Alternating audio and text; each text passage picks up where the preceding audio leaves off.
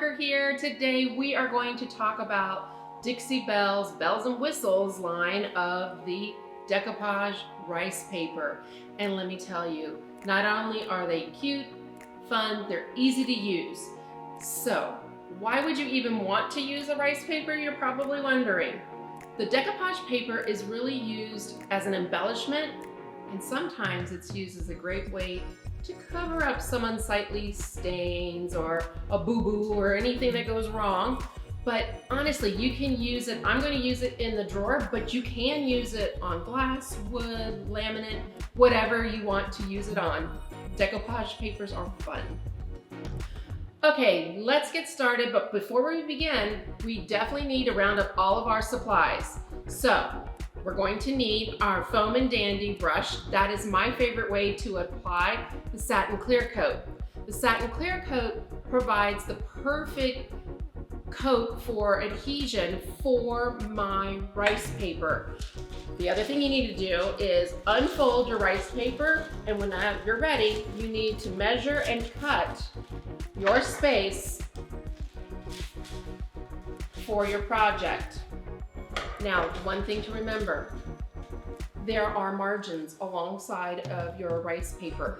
So where you see the white, you need to trim it, or you can actually rip it with your hands and make a nice little tattered edge.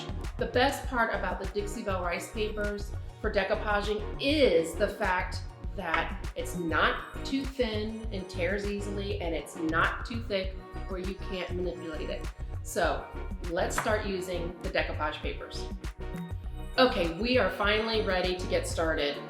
What I want to do is shake up my satin clear coat just a little bit, pour it onto my styrofoam plate. That's my choice to pour my product onto so I don't cross-contaminate anything.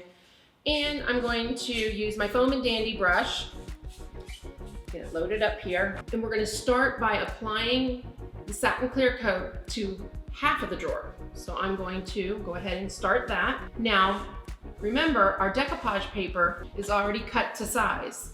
So this makes it easier when you're ready to start applying your decoupage paper.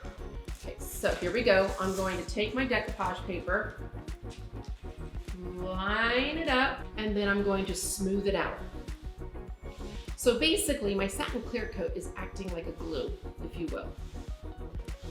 All right, now I only did half the drawer, so now I'm going to pull up the other portion and finish the last half of the drawer. Don't be afraid if you see the color of your satin clear coat, like a white with a purplish hue, it dries clear, do not worry. All right, now that you have that down, we're gonna roll it back, smooth it out, all right? Any bubbles, just smooth it out.